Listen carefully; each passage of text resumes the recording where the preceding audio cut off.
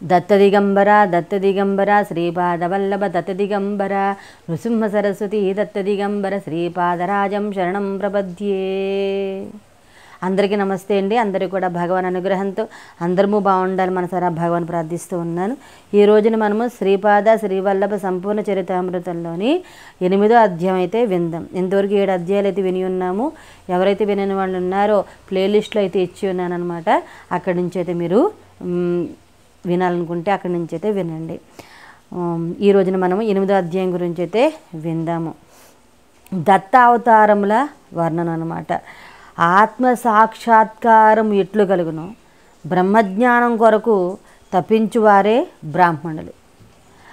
ఆ మరునాడు తిరుమలదాసు అనుష్ఠానమును పూర్తి చేసుకున్న తదుపరి ఇట్లు చెప్పనారంభించను. నాయనా శంకర భట్టు, ఆత్మ సాక్షాత్కారమగునప్పుడు 15 కళలు తమ తమ భూతలంలోనికి చేరిపోవును.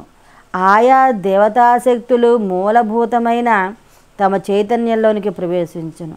ఆత్మజ్ఞానము కర్మలన్నీను బ్రహ్మస్వరూపంలో ఐక్యమగును. అటువంటి బ్రహ్మజ్ఞానం కొరకు పరితపించేవాడు ఎవరైనను బ్రాహ్మణుడే అగును. ప్రాణము, విశ్వాసము, ఆకాశము, వాయువు, అగ్ని, జలము, భూమి, ఇంద్రియములు, మనస్సు, అన్నము, జలము, ఆలోచన, మంత్రములు, కర్మములు, లోకములు, లోకములోని నానా విధాలైన నామములు అనువాటిని 16 కళలని అందరు. శ్రీపాద శ్రీవల్లభులు షోడశ కళా పరిపూర్ణ బ్రహ్మావతారం. ఆహారమే మనసగును. సాత్విక ఆహారం వలన మనో నైర్మల్యము ఏర్పడును. విధాత ముందుగా ప్రాణమును సృష్టించును. ప్రాణమనున్నది విశ్వంలోని సమస్త ప్రాణము. సూక్ష్మాత్మ హిరణ్యగర్భనామముతో ఇది పిలువబడుచున్నది. సృష్టికర్తకు కూడా హిరణ్యగర్భనామం ఉన్నది. మానవుని యొక్క భౌతిక మానసిక జ్ఞాన సంబంధములైన మూర్తిమత్వత్వంలోని సృష్టి ప్రేరణకు ప్రాణమని పేరు. ప్రాణమయ కోసమైన జీవధాతు శరీరమునకే శక్తి శరీరమని పేరు. ప్రాణమయ చైతన్యమును సరిచేయుట ద్వారా భౌతిక సంబంధమైన బాధలను పరిహరింపవచ్చు. మానవులు రోగగ్రస్తులగుటకు ముందు ప్రాణమయ శరీరము రోగగ్రస్తమగును. ఆ తదుపరి మాత్రమే స్థూల దేహము రోగగ్రస్తమగును. సృష్టి ప్రాణంలో విశ్వాసము ఏర్పడిన తరువాత పంచభూతములు ఏర్పడినవి. ఈ పంచభూతములు గణములను పరికించుట పంచేంద్రియములు ఏర్పడినవి. వీటిని సంధానపరిచి ఏకకాలంలో పనులు జరుగునట్లు చేయును. మనస్సు ఏర్పడింది. జరుగునట్లు పనిచేయుటకు మనస్సు ఏర్పడింది. మానవులు తమ ఆహార విషయంలో తగు జాగ్రత్తలు పాటించవలను. ఆహారం యొక్క సూక్ష్మాతి సూక్ష్మముల వలన మనస్సు ఏర్పడుతుంది. మనస్సు ఆహారముచే బలోపేతమైన ఎడల ఆలోచన కలుగును. ఈ ఆలోచన స్రవంతిని క్రమబద్ధం చేసి నియంత్రణలో ఉంచిన ఎడల ఆలోచన ప్రతిబింబరూపమైన అటువంటి దానిని మంత్రమని పిలిచి ఉన్నారు. యజ్ఞయాగాది క్రతువులను యథావిధి ఆచరించుచు ఆయా కర్మకలాపముల్లో పద్ధతి ప్రకారము మంత్రములను ఆలపించిన ఎడల కర్మ అని పిలువబడును. కర్మలను బట్టియే ప్రపంచ నిర్మాణం జరిగింది. నామరూపము లేకుండా ప్రపంచం ఉండజాలదు. ఈ విధంగా దుఃఖభూయిష్టమైన బంధములతో కూడిన సంఖ్యల 16 రంగులతో ఏర్పడింది. మనలోని ఒక్కొక్క ఇంద్రియము ఒక్కొక్క దేవత చేత ప్రభావితమవుతుంది. సమాధి స్థితిలో ఉన్న యోగికి ఆత్మ సాక్షాత్కారమైనప్పుడు 16 కళలు తమ తమ భూతలంలో లీనమవుతాయి. యోగి యొక్క భౌతిక శరీరంలోని ఇంద్రియములోని శక్తులు విశ్వాంతరాళంలోని భూతలములో లీనమవుతాయి. కర్మేంద్రియములు జ్ఞానేంద్రియములు కలిగిన మానవులు కర్మను ఆచరించకుండా ఉండలేరు. అహం నశించనిదే మోక్షం కలుగదు. మనలోని అహం ప్రేరణ వలనే కర్మలు ఆచరింపబడతాయి. అహం అనగా మనస్సు, బుద్ధి అను వాటి యొక్క నియమ నిబంధనల చేత నిబద్ధితమైన చైతన్య జ్యోతి తప్ప వేరు కాదు. ఆత్మ సాక్షాత్కారం పొందిన యోగికి పూర్వజన్మలోని కర్మ ఫలములు ఏమీ మిగలవు. అహం యొక్క ఏర్పాటు ధోరణి పూర్తిగా నశించలేనిదే ఆత్మ సాక్షాత్కారం జరగదు. అందువలన యోగికి ఆత్మ సాక్షాత్కారమైనప్పుడు శృతి కర్మలు వాటి ప్రతిఫలములు అహం కేంద్రం. దాని యొక్క మాయాజాలమనియు శాశ్వతుడైన పరమాత్మను లీనమవుతాయి. యోగి పరమాత్మను లీనమై వ్యక్తిత్వరహితుడవుచు ఉన్నాడు. పరమాత్మ వ్యక్తిత్వ సహితుడై శక్తి స్వరూపుడై ఉన్నాడు. కర్మలు వాటి ఫలము నశించి యోగి సిద్ధ అవస్థను చెందుతున్నాడు. అతని స్థూలదేహము కర్మఫలమును అనుభవించుచున్నను. యోగికి స్థూలదేహ స్పృహ లేనప్పుడు ముక్తావస్థలోనే ఉండును. పరమాత్మ సిద్ధావస్థలో ఉన్న యోగి ద్వారా కూడా తన దివ్యలను ప్రకటించవచ్చును. యోగికి ఈ శక్తి సామర్థ్యములు తనకే ఉన్నవని భ్రమించిన పరమాత్మ వాటిని హరించి గర్భభంగము చేయుటను తన చేతిలోని పని ముట్టుగా వాడుకొనుటకు యోగి యొక్క అహంకారం తనలో లయమై పోవలెను. శ్రీ బాపనార్యులు శ్రీశైల క్షేత్రంలోని మల్లికార్జున లింగంలోనికి, గోకర్ణంలోని మహాబలేశ్వర లింగంలోనికి, మరికొన్న దివ్యస్థలంలోనికి సూర్యమండలం నుండి శక్తిపాతమును చేసి ఉన్నారు. స్వయంభూదత్తుని అర్చామూర్తిలోనికి కూడా శక్తిపాతం జరిగింది. అగ్ని సంబంధమైన ఈ శక్తికి శాంతి జరుపులేను. లేని ఎడల అర్చామూర్తి యొక్క తీక్షతకు అర్చకునితో సహా అర్చనలు జరుపువారు అందరూ శిక్షింపబడతారు. అనిష్ట ఫలములు సంప్రాప్తించును. స్వయంభూ దత్తునిలోనికి సూర్యమండలం నుండి శక్తిపాతం జరిగిన విషయము అనంతర జ్ఞానం వలన యోగులు మాత్రమే గ్రహించగలుగుతారు. శ్రీశైలం నందు శక్తిపాతం జరిగింది అను విషయం వేలాది మంది ప్రజలు సమక్షంలో శ్రీ బాపనార్యుల ఆధ్వర్యంలో జరిగింది. సూర్యమండలం నుండి తేజస్సు వెలువడి అందరూ చూచుండగానే మల్లికార్జున లింగం నందు లీనమైంది. అసలు శ్రీపాద శ్రీవల్లభ అవతారమునకు ఈ శక్తిపాతమునకు అత్యంత గోపనీయమైన దైవ రహస్యం కలదు. అది మాయాయోగులకు మాత్రమే తెలుపవలసిన విషయం, తెలుసుకోదగిన విషయం. శ్రీశైలంలో శాంతి జరిగింది. వేలాది మందికి అన్నదానం జరగటం వలన జఠరాగ్ని శాంతింపబడింది. శక్తి ఉగ్రత్వమును వీడి శాంతి తత్వంలో నిలిచినప్పుడు సర్వశుభములు ప్రశాంత స్థితిలో జరుగుతుండ్రు. అయితే పీఠికాపురంలోని శ్రీ స్వయంభూదత్తుని జరిగిన శక్తిపాతమునకు కంటికి కనిపించే దాఖలాలు లేవు. అందువల్ల అక్కడ శాంతి ప్రక్రియలు కూడా చేపట్టబడలేదు. శ్రీ బాపనారులు శాంతి జరగవాలని, అన్నదానం జరగవాలని సూచించినను తమ కుతర్కములతో వారి ప్రతిపాదనను పండితులు త్రోసిపుచ్చరి. శ్రీపాదుడు షోడశ కళాప్రపూర్ణుడు. కాలము గడుచుచూ ఉండెను. శ్రీపాద శ్రీవల్లభులు 2వ సంవత్సరంలోనికి ప్రవేశించిరి. శ్రీవల్లభులు తమ అనేక లీలల ద్వారా షోడశ కళా పరిపూర్ణమైన మాయా యుగావతారమును విషయములను బోధించుచుండ్రి. తమ 16 సంవత్సరముల వయసులో పీఠికాపురమును వీడిరి. ఆ తరువాత 14 సంవత్సరముల కురువపురము తదితర ప్రాంతములు సంచరించినను వారి వయసు మాత్రం 16 సంవత్సరముల మీదే నిలిచి ఉండెను. దత్తాత్రేయుని షోడశ నామాలు 16 సంఖ్యకు మరి యొక్క ప్రాముఖ్యత కలదు. శ్రీ దత్తాత్రేయ స్వామి వారు పూర్వయుగంలో 16 రూపంలో దర్శనమిచ్చిరి. అవి ఏంటంటే యోగిరాజు, అత్రివరధుడు, దిగంబరావధూత, శ్రీ దత్తాత్రేయుడు, కాలాగ్ని సమనుడు, యోగిజన వల్లభుడు, లీలా విశ్వంభరుడు, సిద్ధిరాజు, జ్ఞానసాగరుడు, విశ్వంభరావధూత, మాయా ముక్తావధూత, ఆది గురువు, సంస్కారహీన శివస్వరూపుడు, దేవదేవుడు, దిగంబరుడు, దత్తావధూత, శ్యామకమలోచనుడు. ఇలా 16 షోడశ నామాలు. యోగిరాజవతారము హిమాద్రి మీద సంతానార్థులై తపమాచరించుచు ఉన్న అత్రి అనసూయలకు కార్తీక పూర్ణిమ బుధవారం నాడు కృత్తికా నక్షత్ర సూర్యోదయాన దర్శనమిచ్చుట జరిగింది. ఈ అవతారమున స్వామి స్ఫటికంలాగా నిర్మలంగా అవతరించారు. ఈ విధంగా అవతరించిన దివ్యస్వరూపమును అత్రి మహర్షి 100 సంవత్సరాల పాటు సమాధి స్థితిలో దర్శించాను. ఆ మహర్షి తపోగ్నికి ముల్లోకములో తల్లడిల్లిను. దాన్ని శాంతింపచేయుటకు ఒకానొక కార్తీక బహుళ పాడ్యమి గురువారం ప్రాతకాలంలో గురుహోరలో మొదటి జాములో రోహిణీ నక్షత్రంలో అత్రి మహర్షికి 6 చేతులతో దివ్య దర్శనమిచ్చి వరములు ప్రసాదించాను. దానికి అత్రివరదావతారం అని పేరు. అత్రివరద రూపంలో సాక్షాత్కరించిన ప్రభువును అత్రి మహర్షి నాకు నీ వంటి సంతానమును గ్రహించు అని ప్రార్థించను. నాకు నీ సాటి మరి ఎవ్వరూ లేరు. నన్ను నేను నీకు దానం చేసుకున్నానని స్వామి పలికెను. దిగంబర స్వరూపంలో పసి పిల్లవాని వలె దర్శనమిచ్చాను. ఆనాడు శుక్రవారం, మృగశిర నక్షత్రం, సూర్యోదయం సమయం, కార్తీక బహుళ విధియ. ఈ స్వరూపమునకు దిగంబర అవధూత దత్తావతారమని పేరు. అత్రిముని దర్శించిన దత్తుని దివ్య రూపం. ఈ దిగంబరావధూత దత్తావతారం రాత్రి అనసూయుల ఇద్దరు దర్శించారు. మార్గశిర పూర్ణిమ బుధవారం నాడు ఆ మహర్షి కన్నుల నుండి ప్రళయాగ్నిని పోలిన అత్యంత ఉగ్రమైన తేజస్సు బయలువెడెను. ఆ తేజస్సు అనసూయామాత గర్భంలోనికి ప్రవేశించిన తదుపరి ఉగ్రత్వం నశించెను. ఆ పరంజ్యోతి పుత్రస్వరూపంగా మారెను.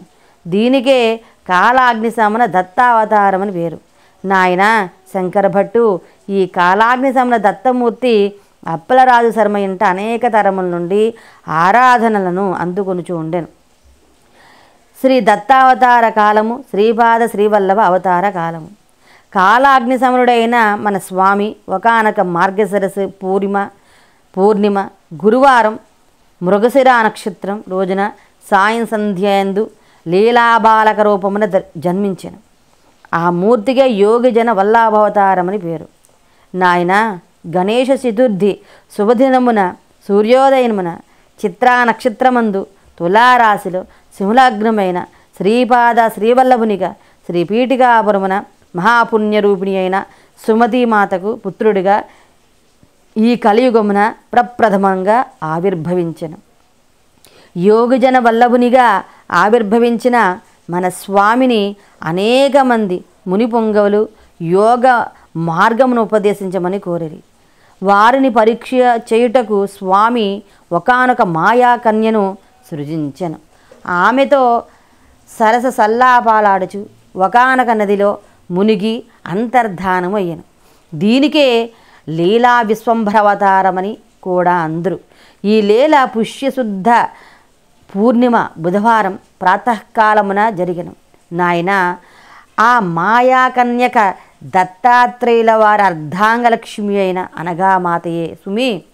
ఆ దివ్య భవ్య స్వరూపిణి శ్రీపాద శ్రీవల్లభ రూపము యొక్క వామభాగమందు కలదు.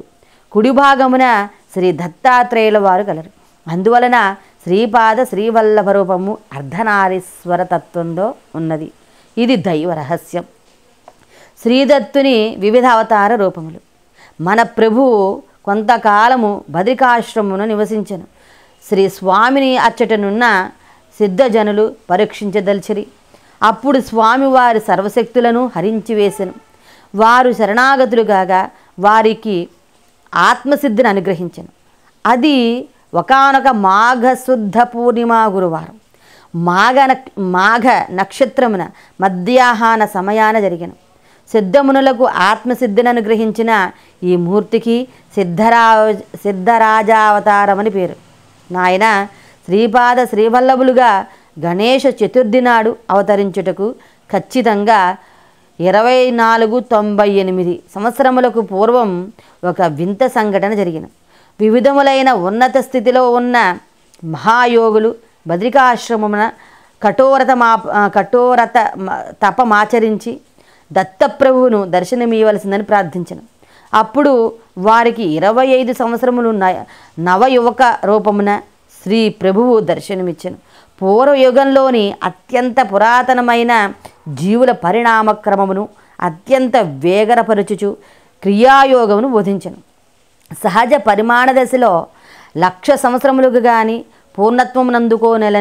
పూర్ణత్వమునందుకొనలేని మానసిక చైతన్యము క్రియాయోగం వలన కొద్ది సంవత్సరముల్లోనే సిద్ధించును. ఉన్నత చైతన్య భూమి కలలోని మహాశక్తిని భూ చైతన్యంలోనికి, జల చైతన్యంలోనికి, వాయు చైతన్యంలోనికి, అగ్ని చైతన్యంలోనికి, ఆకాశ చైతన్యంలోనికి ఆకర్షించి ఆ మహాశక్తి సంకల్పమునకు అనుగుణంగా క్రింది భూమికలోని స్థూల తత్వములను మార్చుట ఈ యోగ పద్ధతి. ఇది అత్యంత రహస్యమైన శ్రీ దత్తాత్రేయుల వారి యోగ ప్రక్రియ. దీనివలన శరీరమునందలి కణములు ప్రాణవాయువుతో భరితమగును. శరీరమునందలి కృష్ణాంగాకారము, బొగ్గు యొక్క రూపము, హరింపబడుచుండెను. మానవుడు మృత్యువును జయించి మృత్యుంజయుడగుటకు రాజ్య మార్గము క్రియాయోగము బోధించిన పరమ గురు స్వరూపము శ్రీ బాలాజీ అని పిలిచిరి.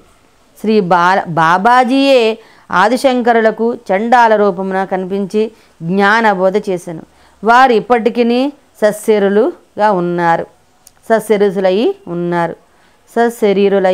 ఉన్నారు.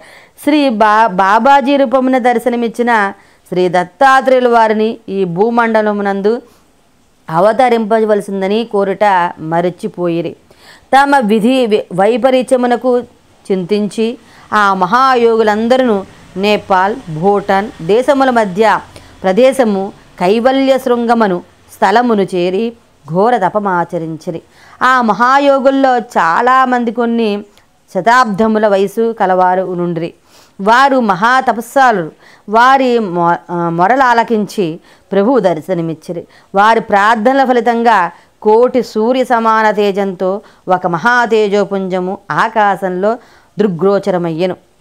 అది మధ్యాంతరహితమైన ఆ మహాతేజో రూపము ఒకానొక వృద్ధ రూపం దాల్చెను.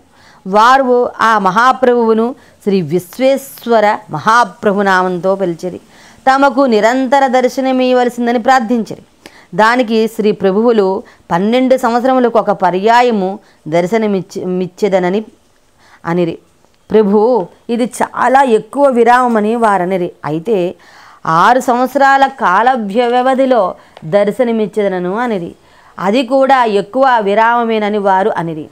దయాంతరంగుడైన ప్రభువు ప్రతి 6 నెలలకు ఒక పర్యాయం దర్శనమిచ్చేదనని అన్నది.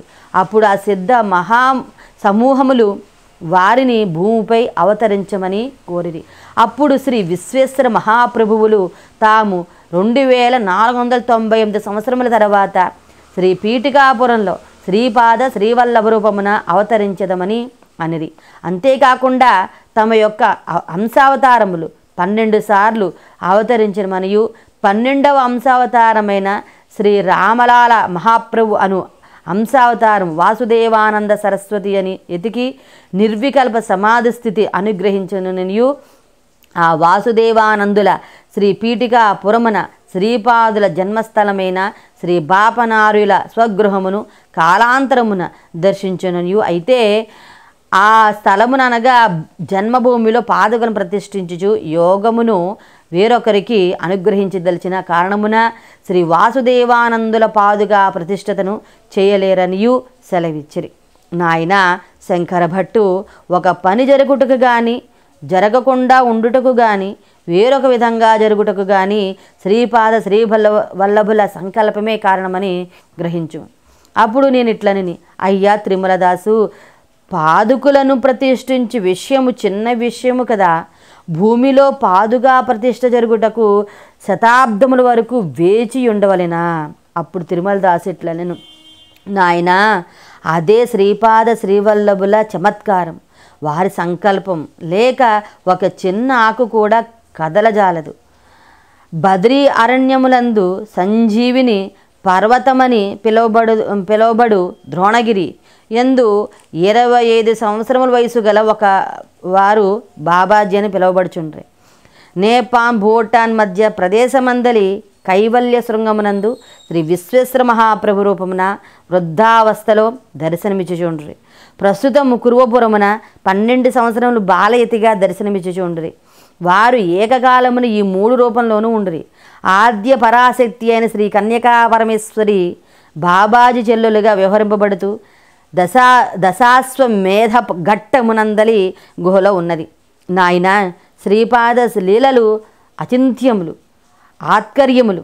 ఇది వరకు ఎన్నడూ విననివి కననివి కూడాను. మార్కండేయ మహర్షి ఆధ్వర్యంలో వైశ్యమునులు కాశీలో గొప్ప యజ్ఞం చేసిరి. అప్పుడు శ్రీ కన్యకా పరమేశ్వరి దశాశ్వమేధఘట్టంలో దర్శనమిచ్చి ఆశీర్వదించిరి. ఇది జరిగిన రోజు ఆషాఢ పూర్ణిమ. వేదవ్యాసుని జననం కూడాను ఆషాఢ పూర్ణిమ నాడే జరిగింది. ఈ పూర్ణిమకు గురు పూర్ణిమ అని పేరు. గురువులందరికీ గురువైన ఆది గురువును శ్రీ దత్తాత్రేయుల వారే కదా.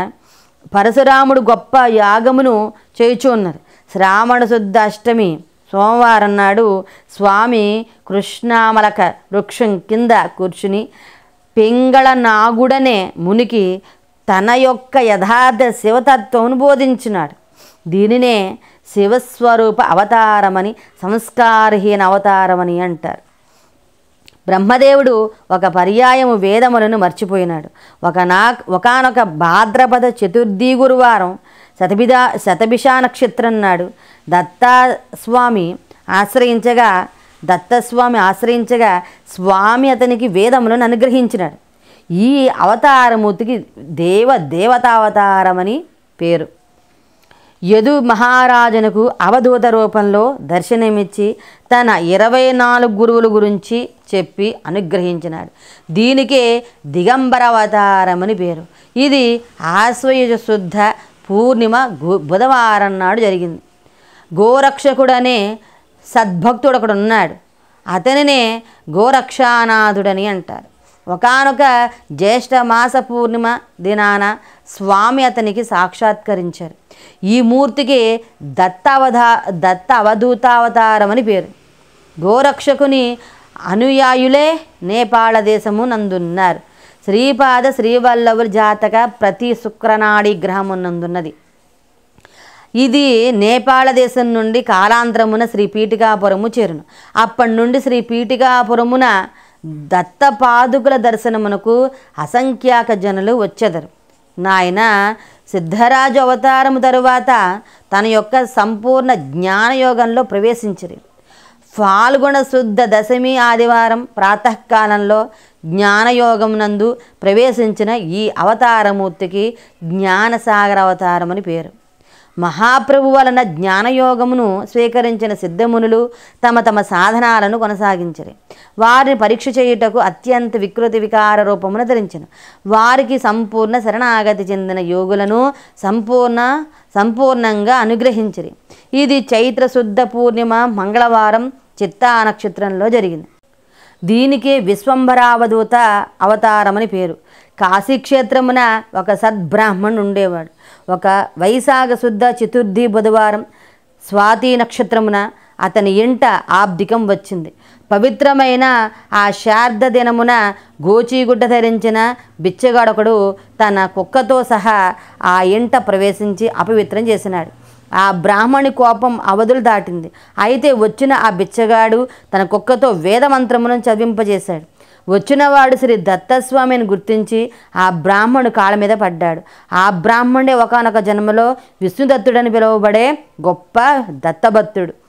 స్వామి ప్రసన్నుడై కలియుగంలో తాను శ్రీవల్లభునిగా అవతరించదననియు అప్పుడు ఆ పుణ్య దంపతులు సుమతి అప్పలరాజు శర్మ నామంతో జీవించదరనియు వారింట కాలాగ్ని సమన దత్తమూర్తి ఆరాధన జరుగుచుండదనియు తాను వారి బిడ్డగా జన్మించినదియు వరమించెను.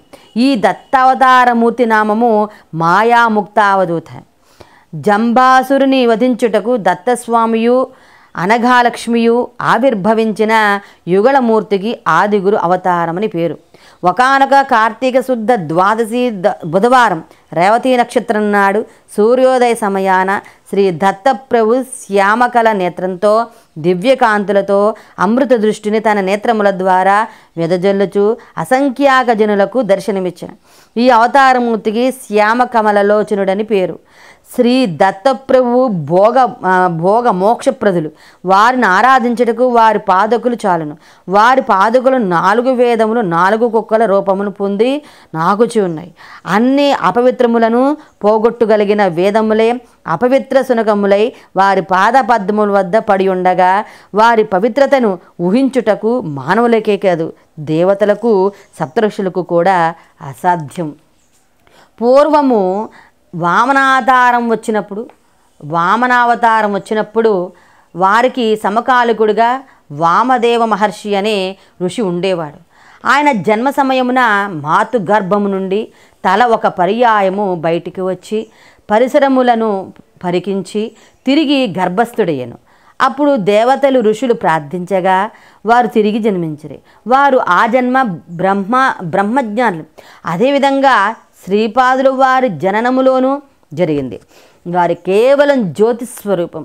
ఈ ప్రకారంగా 2 సార్లు జన్మించడం వల్ల ఆ జన్మద్విజులు తమ సంపూర్ణమైన అఖండ అనంత అద్వైత సచ్చిదానందంతో అవతరించరు. కనుక అవతారమున వారికి గురువను వ్యక్తియే లేదాయను.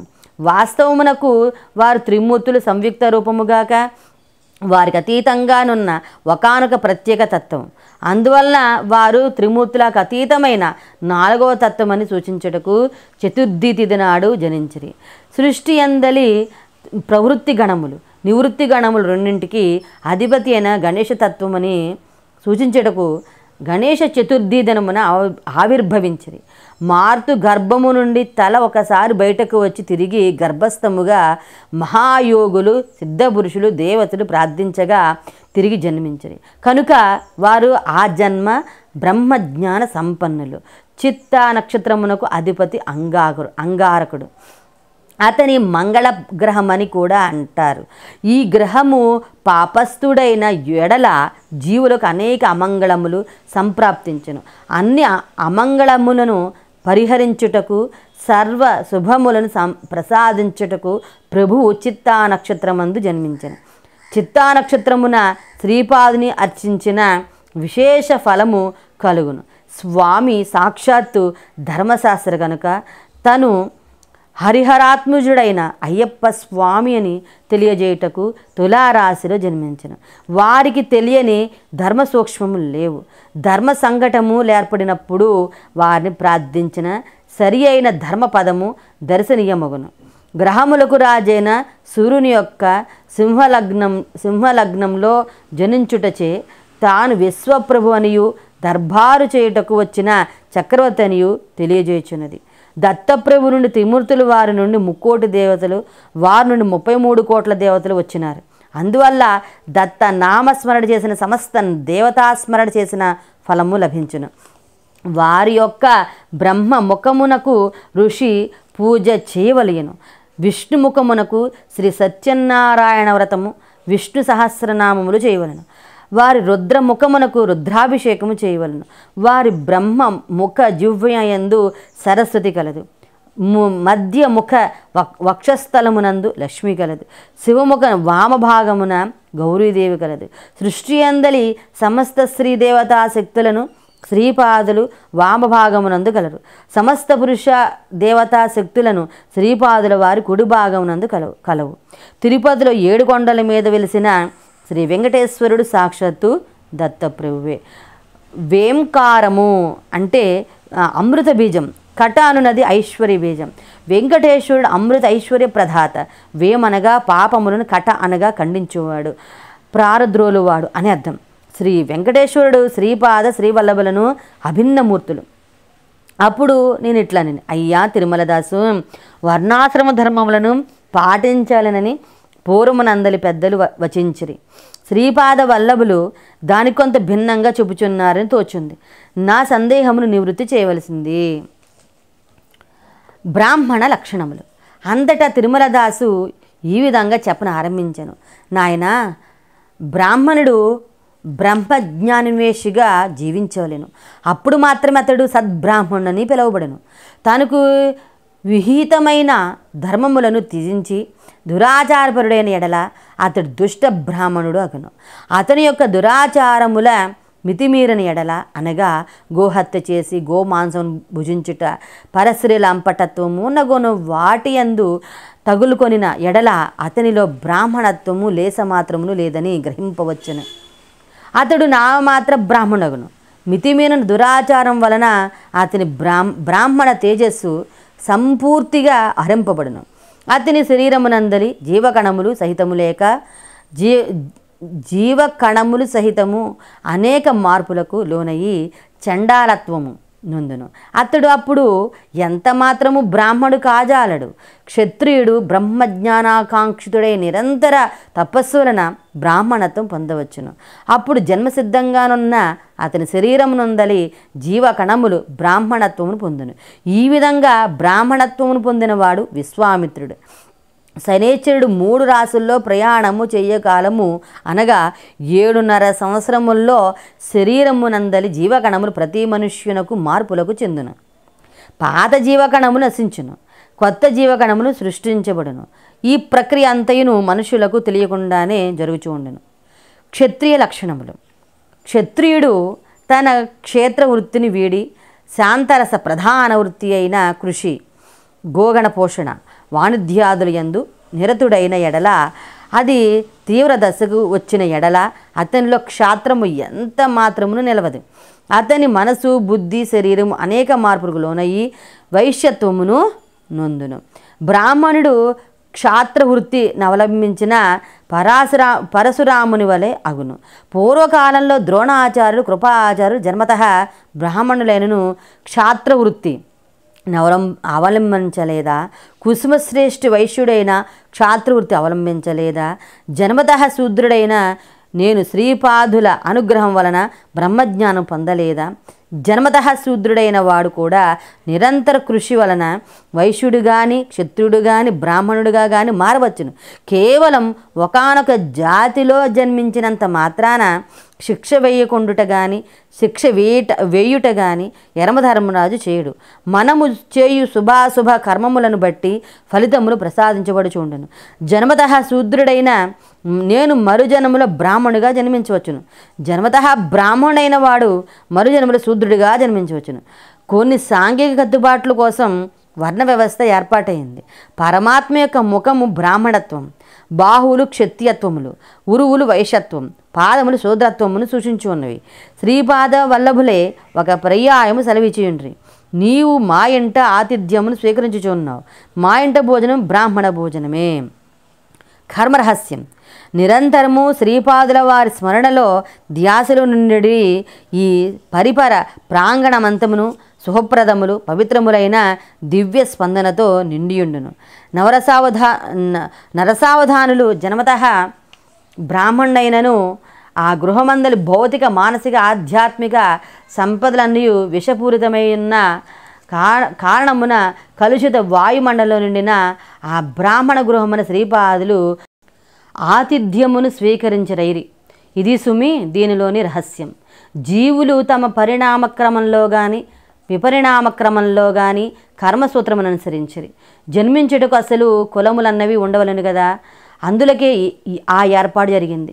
జాననాథుడు జన్మనీజేదసుడైనను బ్రహ్మజ్ఞానాన్వేషి అయిన కారణమున పరిణామక్రమం యొక్క చివరి దశలో కురుపురంలో శ్రీపాదుల దర్శన భాగ్యమున అమోఘమైన అనుగ్రహం పొందగలిగిన నరసావధానులు ప్రీటికాపరవాస్తువులైనను శ్రీపాదులను అవతారమూర్తిగా గుర్తించుటకు అనేక సంవత్సరములు పట్టిన. శ్రీపాదుని దత్తావతారమును గుర్తించిన తదుపరి ఇంకను ఎంతయో సాధనాక్రమమును కానీ శ్రీదత్తుని అనుగ్రహమును పొందుట సాధ్యం కాదు. అప్పుడు నేను ఇట్లని, అయ్యా మీరు జీవ కణములు మార్పు చెందునని చెప్పిరి. అయితే ప్రతి జాతికి ఒక ఆత్మ ఉండునా? పార్వతీదేవి హిమోన్నగము కుమార్తె అని చెప్పుట్లో భావమేమి? అంతటా తిరుమలదాసి ఇట్లా నేను, ప్రతి జాతికి ఒక ఆత్మ ఉండును, అది ఒక మానసిక పదార్థమై ఉండును. ఆ మనశ్శక్తి దివ్యాత్మ అయిన శ్రీ దత్తుని నుండి వెలువడిన భాగం, సదా దానిలో ప్రత్యక్ష సంబంధం కలిగిన మహాశక్తి అది. నీవు అనుకున్నట్లు జాతి అనగా ఆ జాతిలో జన్మించిన వ్యక్తులు మొత్తం కాదు. స్పృహ కలిగి ఉండి జీవించి ఉండిన జీవుల్లో జీవకణములు ఏ విధంగా ఉండునో ఇదే విధంగా ఆ సామూహిక వ్యక్తిత్వమునందు ఈ వ్యక్తుల యొక్క వివిధములైన శక్తి సామర్థ్యములు గుణగణములు అంతర్లీనమై ఉండును. అదేవిధంగా ప్రతి పల్లెకును ఆత్మ ఉండును, ప్రతి పట్టణమునకు ఆత్మ ఉండును, ప్రతి దేశమునకును ఆత్మ ఉండును. మనము నివసించు భూమికి కూడా ఆత్మ కలదు. దాన్ని మనము భూమాత అని పిలుచు ఉన్నాం. అనగా ఈ భూమి యొక్క అభిమాన దేవతను భూమాత అనుచున్నాం. ఆమె యొక్క ఆత్మ పరమాత్మ నుండి వెలువడిన ఒకానొక మనస్సంబంధం కలిగిన మహాశక్తి. ఇదే విధంగా హిమన్నగమునందు అభిమానము గల దేవతాశక్తికి హిమవంతుడని పేరు. ఆ హిమవంతుని కుమార్తెయే హైమావతి. సర్వసాక్షి అయిన సూర్యభగవాను కుమారుడు యమధర్మరాజు అయిన యమధర్మరాజు అనే ఎడల జీవుల శుభకర్మల అనుసరించి తీర్పు చెప్పి పాపును శిక్షించు దేవాత్మ అని అర్థం. సర్వజీవులను సూర్యభగవాన్ వలన మాత్రమే తమ తమ కార్యకలాపములను సాగించగలుగు చైతన్యమును పొందుతూ ఉన్నారు. ఆకాశమున విరాజమానుడైన సూర్యుడు వేరు, ఆ సూర్యుని అభిమాన దేవత స్వరూపంగా నున్న దేవాత్మ వేరు. శ్రీపాద శ్రీవల్లభులు 30 సంవత్సరముల వయసులో గుప్తమయ్యేదని నీతో చెప్పి తిని. కోట్లాను కోట్ల బ్రహ్మాండంలో వారు ప్రతి అణువులోనూ లీనమైన వారే సర్వాంతర్యామి కదా. తిరిగి లేనమగుట అనగానేమి అని నీవు అడగవచ్చును. వారు సర్వాంతర్యామిగా నున్నను వారి యొక్క శక్తి ప్రభావములకు కొంత దూరంగా కోట్లాను కోట్ల బ్రహ్మాండములు ఉన్నవి. వాటిలోని పరిణామ క్రమమును వేగిరపడుచు ఉద్దేశంతో తమ శక్తి ప్రభావమునకు దగ్గరగా వారు వాటిని ఆకర్షించెదరు. సమస్త సృష్టిలోనూ పరిణామ దశలో ఒకానొక విపత్కర పరిస్థితి ఏర్పడినప్పుడు ఈ విధంగా శ్రీ దత్తాత్రేయుల వారు అవతరించెదరు. ఇనుమును సూదంటు రాయి ఆకర్షించును. ఇదే ఇనుము మాలిన్యముతో కూడినప్పుడు ఆకర్షణ అత్యంత బలహీనమగును. మాలిన్యములను రహితమునర్చి సృష్టి అందలి ప్రతి అణువును తమ వైపు ఆకర్షించుకొని విశ్వ పరిణామమునకు వినూత్న దశను ఇవ్వవద్దలిచినప్పుడు మాత్రమే ఈ విధమైన అవతారము వచ్చును. పంచకన్యల విచారణ. అంతటా నేను ఇట్లనని, అయ్యా, అహల్య, ద్రౌపది, సీత, తార, మండోదరి పంచకన్యా పటే నిత్యం మహాపాతక నాశనమే అని చెప్పుదురు కదా. ఈ విషయం నాకు అంత సులభంగా అర్థమొగట లేదు, వివరింప ప్రార్థన. అంతటి తిరుమలదాసు ఇట్లను, అహల్యను దేవేంద్రుడు మోహించెను, ఆమెను పొందవలనని మాయోపాయము పన్నెను, కోడి రూపం ధరించి కొక్కరొక్కు అని అరిచెను, వేకోజామైనని అనుష్ఠానం కొరకు గౌతముడు బయలువెడెను. మహాపతివ్రత అయిన అహల్యను అతడు తాకజాలడు. దేవేంద్రుడు దేవతాశక్తులు కలవాడు కనుక అహల్య వ్యామోహముననున్న అతని తీవ్ర మనస్సు యొక్క శక్తి వలన అహల్యను పోలిన స్త్రీ రూపము ఆవిర్భవించను. మాయా అహల్య రూపం యొక్క శరీరమునందరి జీవకణములన్నయు దేవేంద్రుని తీవ్రమును మనశ్శాంతి వలన మాత్రమే ఏర్పడిను, తీవ్ర మనశ్శక్తి వలన మాత్రమే ఏర్పడను. మాయాహల్యలో సంగమించిన ఇంద్రుని చూచి ఉగ్రుడైన గౌతముడు వారిద్దరిని శపించెను. అంతట అహల్య, ఓ తెలివిమాలిన ముని, ఎంత పనిచేసేతివి అనిను. అహల్య గౌతముని కంటేను ఆధ్యాత్మికంగా ఉన్నత స్థితి ఇందుండెను. అహల్య శాపం వలన గౌతముడు 12 సంవత్సరములు మనశ్చాంచల్యం నుండి శివార్చనమున స్వస్థుడాయను. అహల్య మనశ్శక్తి జడత్వము నుండును, దానితో ఆమె శరీరం కూడా జడత్వం నుండి పాషాణమయ్యను. శ్రీరాముని పాదధూడి వలన అహల్యకు శాప విమోచనము కలిగిన. అందువలన అహల్య పరమ పవిత్రురాలని గ్రహించుము. శాపగ్రస్తుడైన దేవేంద్రుడు పంచపాండవులుగా జన్మించెను. 5 రూపములైన 5 మనస్సులు ఉన్నను వాటికి ఆధారభూతమైన ఆత్మ ఒకటియే. ఇది ఒక విచిత్రమైన విషయం. సచీదేవి ద్రౌపదిగా యజ్ఞకుండమును ఆవిర్భవించెను. ఆమె అయోనిజ. అసలైన సీతను అగ్నిదేవుడు తన గర్భమున దాచెను. మాయా సీతను రావణుడు లంకకు కొనుపోయెను. సీత అగ్ని ప్రవేశం చేయనప్పుడు 2 సీతలు వెలుపలికి వచ్చిరి. కావున సీతాదేవి మహాపతివ్రత అని తెలియను. భూచక్రమందలి 12 రాశులను 27 నక్షత్రములు గలవు. ఈ 27 నక్షత్రములకు అభిమాన దేవత తారాదేవిగా జన్మించెను. ఆమె నిండు యవనతిగా నుండగా గురుగ్రహ అభిమాన దేవత అయిన బృహస్పతి మోహించెను. ఆమెను వివాహమాడెను. వృద్ధుడైన పతి నిండు యవనపతి సంస్కృతి పరజాలడు. ఇది ధర్మ విరుద్ధమైన విషయం. వివాహ సందర్భమున చేసిన ప్రమాణములను ఉల్లంఘించుట క్షుంతత్వము కాదు. తారాదేవికి బృహస్పతిని చూచినప్పుడు భర్తృభావమే కలిగేది కాదు. ఆమెలో తన ఎడల భర్తృభావమును కలిగించవలసిన బాధ్యత బృహస్పతి మీద కలదు. సర్వధర్మములు తెలిసిన అతడు ధర్మవిరుద్ధంగా ప్రవర్తించెను. తారాదేవి శరీరమందలి జీవాణువులు ఆమె మనఃప్రవృత్తికి అనుగుణంగా అనేక మార్పులను చెందిన. ఆమె మనసునందు చంద్రుని రూపము నిలిచియుండెను. ఆమె హృదయము చంద్రాధీనమై ఉండెను. ఈ విధంగా పరిణామస్థితి నొందిన తారాదేవి పూర్వం బృహస్పతిని వివాహమాడిన తారాదేవి ఎంత మాత్రము కాదు. అందువల్ల తారాచంద్రుల కలయిక ధర్మ విరుద్ధం కాలేదు. సృష్టి నియమముల ప్రకారము 27 నక్షత్రములను చుట్టి వచ్చుట చంద్రుని ధర్మం, అది గురుగ్రహ ధర్మం కాదు. ఈ విధంగా గురుగ్రహణము సంచరించిన ధర్మ విరుద్ధమగును. ధర్మ విరుద్ధమైనది ఏది విచిన్నము కాక తప్పదు. కావున 27 నక్షత్రముల అభిమాన దేవత అయిన తారాదేవి, చంద్రమండల అభిమాన దేవత అయిన చంద్రునికి చెందుటయే ధర్మం. నాయన, ఈ ధర్మ సూక్ష్మను అనుసరించి తారాదేవి మహాపతివ్రత. భీష్ముడు అంపశయ్యపై నుండగా ధర్మరాజుకి హితోపదేశం చేసిన.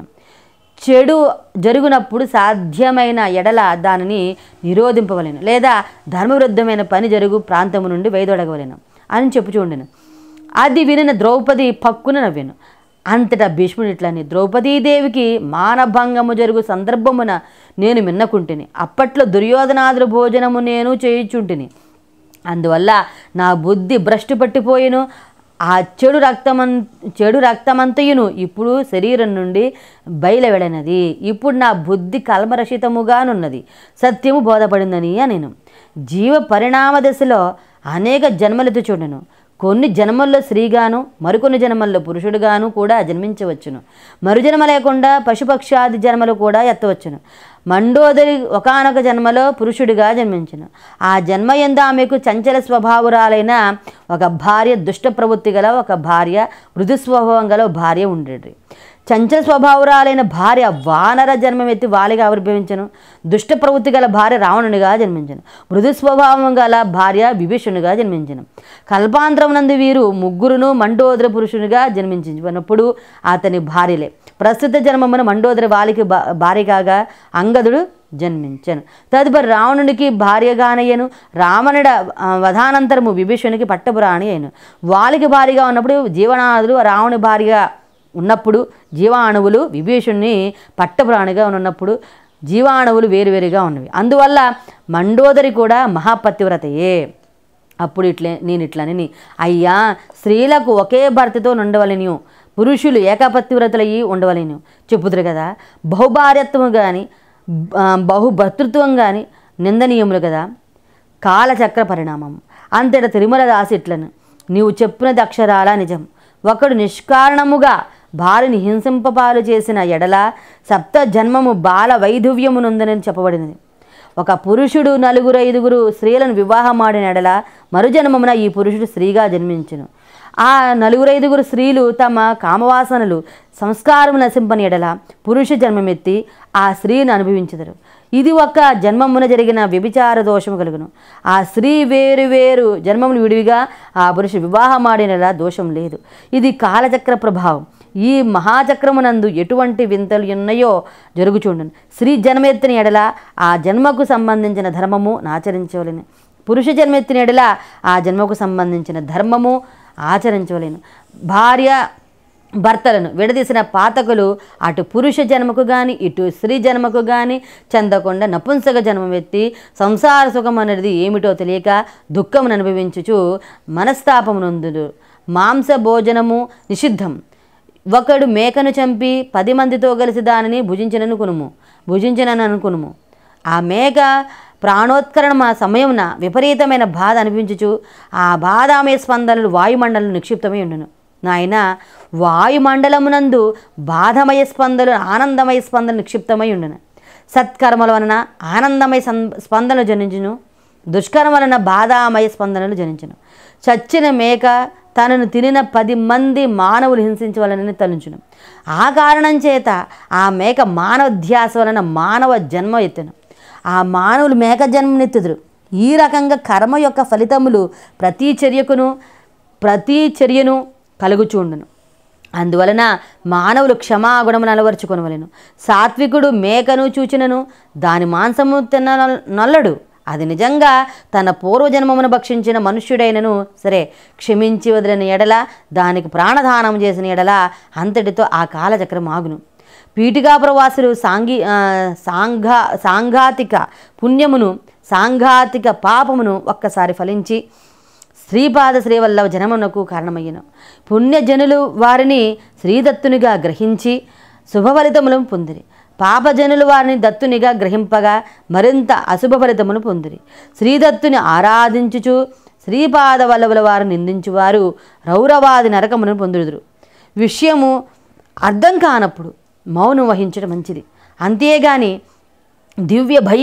భవ్యమైన శ్రీ మన్మహామంగళ రూపమును మంగళ రూపమును నిందింపరాదు. వారు ముఖమునకు హారతులిచ్చుచు పాదములకు మేకులు కొట్టువారు, శ్రీ దత్తావతారము నిందించువారు సుఖవ్యాధులు పాలయ్యదురు. అంతేగాక శ్రీ దత్తుల వారు ఒకానొక విచిత్రమైన యోగశక్తిని తమ అనుగ్రహ లీలలో చేర్చిరి. పుణ్యజనులకు శ్రీ దత్త నామస్మరణ సర్వ మనోరథములు ఆయాచితంగా అప్రయత్నంగా సిద్ధించును. పాపజనులకు శ్రీవల్లభుని నిందించడం వలన విచిత్ర పద్ధతుల్లో విఘ్నములు అనిష్టములు కోకలలుగా జరుగుచుండును. శ్రీపాదులు అగ్నిస్వరూపం, వారు ధరించున్నది అగ్నివస్త్రం, వారు పవిత్రమైన యోగాగ్నిస్వరూపం. వారి పాదుకుల మహిమను వర్ణించుటకు యుగములు చాలవు. వేదోపనిషత్తులు కూడా శ్రీపాదుక మహిమను వర్ణించి సంపూర్తిగా చెప్పగలుగుట అసాధ్యం. ఎన్ని యుగములు గడిచినవి, ఎన్ని కల్పములు గడిచినవి, ఎన్ని సృష్టి స్థితిలయములు గడిచినవి, కానీ దత్తుల వారు శ్రీ దత్తులే, వారికి సాటి మరెవ్వరూ లేరు. వారు సాక్షాత్తు శ్రీవల్లభులే. సృష్టిలోని ప్రతి అణువును ఈ పరమ సత్యమును సాక్ష్యము పలుకును. స్వయం భూదత్త పునఃప్రతిష్ఠ. శ్రీ పీఠికాపురమునకు ఒక విచిత్రమైన అవధూత వచ్చును. అతడు ఉన్మత్త సిద్ధుడు. అతడు తిట్లు శాపనార్థాల మూలమున ఆశీస్సులందుజేయు వింత సాధు. అతడు ఎవరినైనా పొడిగిన ఎడల అవతల వ్యక్తి ఎక్కువ పుణ్యఫలము క్షీణించినట్లే. ఆ సిద్ధుని పీఠికాపుర వాసులు స్వయంభూదత్తుడు ఎక్కడా అని అడిగిరి. అప్పుడు ఆ సిద్ధుడు స్వయంభూదత్తుడు సమస్త పుణ్యక్షేత్రాలు స్నానం చేసి ఏలా నదిలోనున్నాడని తెలిపిన. అంతటా ఏలా నదిలో ప్రయత్నము చేయగా స్వయంభూదత్తుని విగ్రహము బయలుపడింది. దాని ఒక శుభముహూర్తాన అపర సర్వమంగళాదేవి అయిన సుమతి మహారాణియు బ్రహ్మతేజో విరాజితుడైన అప్పలరాజ శర్మయు పునఃప్రతిష్ఠించింది. అది ఆ సిద్ధుని కోరిక మేరకు జరిగింది. ఆ మహోత్సవమునకు శ్రీ బాపనార్యులు ఆధ్వర్యము వహించిరి. విద్యారుణుల ఆవిర్భావం. ఆలయంలో పునఃప్రతిష్ఠ జరిగినప్పుడు ఆ సిద్ధుని బాపనార్యుల తమ ఇంటికి భిక్షకు పిలిచిరి. ఆ సిద్ధుడి వల్లే అనను తాతగారింటనున్న శ్రీపాదులు వారు దర్శించిరి. కేవలం 2 సంవత్సరముల వయస్సు నడుచుచున్న ఆ దివ్య శిశువును చూసి వారికి అమితమైన పుత్రవాత్సల్యం పొంగుట వారినది. మేనమామైన వెంకావధానులు భుజము పైకెక్కి వినోదంగా మేనమామ పిలకతో వింత వింత చేష్టలు చేయుచు సిద్ధుని వంక చూసి శ్రీపాదులు నవ్వసాగిరి. ఆ నవ్వును వినిన సిద్ధుడు సమాధిస్థితుడయ్యను. అతడు ప్రకృతిస్థితుడైనాడు. శ్రీపాదులు వారిని ఇట్లనిది, మాధవ, నీ కోరిక మేరకు హిందూ సామ్రాజ్యం స్థాపించబడింది. కానీ నాకు 16 సంవత్సరం వయసు వచ్చినప్పుడు బుక్కరాయుడు స్థాపించను. హరిహరునకు బుక్కరాయునికి నీవు తోడై ఉండువు. నీవు విద్యారణ మహర్షి నామున విఖ్యాతుడయ్యడువుగాక. నీ సోదరుడైన సాయనాచార్యుడి నింట రాబో శతాబ్దంలో గోవింద దీక్షితులుగా జన్మించెను. ఆ గోవింద దీక్షితుడు ఎవరో కాదు, నీవే రాజర్షివై తంజావూరు మహామంత్రివై వర్ధిల్లువుగాక అని. అంతటా ఆ సిద్ధుని కన్నుల వెంట ఆనంద బాష్పాలు జలజలరాలెను. శ్రీపాదుని వారిని అక్కున చేర్చుకుని అలవోకగా శ్రీపాదుల వారి సిద్ధుని పాదములకు నమస్కరించిరి. సిద్ధుడు ఇది ఏమి వింత అనెను. అంతటా శ్రీపాదుడి తండ్రి, నీవు శృంగేరి పీఠమున ధిష్ఠించి విద్యారణ్య నామమున విఖ్యాతుడయ్యదవు. నీ శిష్య పరంపరలో 3వ వాడిగా నీవే కృష్ణ సరస్వతి నామమున జనించదవు. నీకు నాయందు పుత్రవాసులను మికుటముగానున్నది. కావున నేను నరసింహ సరస్వతి నామమున తిరిగి అవతారమెత్తినప్పుడు నీవు కృష్ణ సరస్వతి నామమున నాకు కాశీల సన్యాస దీక్షనిచ్చదవు. దీనికి కాశీ విశ్వేశ్వరును అన్నపూర్ణ మాతయు సాక్షి సన్యాస ధర్మమును పునరుద్ధరింపవలెను అనెను. వశిష్ఠ శక్తి పరాశర సత్రయు ఋషి ప్రవరాన్విత పరాశర గోత్రోద్భూలను ఋగ్వేదములైన వాజపేయాజుల మాధవాచార్యులు విద్యారణ మహర్షిగా వినుతిగాంచి తీరును. నాయన, రేపు నీకు మరికొన్ని విషయమును చెప్పేదను అని తిరుమలదాసు ఈ రోజున వృత్తాంతము ముగించను. శ్రీవల్లభులకు జయం. దత్తదిగంబర దత్తదిగంబర శ్రీపాదవల్లభ దత్తదిగంబర నృసింహ సరస్వతి దత్తదిగంబర శ్రీపాదరాజం శరణం ప్రపద్యే. ఈ విధంగా మనము 8వ అధ్యాయం అయితే విని ఉన్నాం కదా. తర్వాత 9వ అధ్యాయం గురించి అయితే మనం విందాం. ఆ భగవానుని దత్త భగవాన్ కరుణా కటాక్షములు మనందరిపైన ఉండని కోరుకుంటూ ఉన్నాను. సర్వేజన సుఖినో భవంతు, సమస్త మంగళాని భవంతు. స్వస్తి.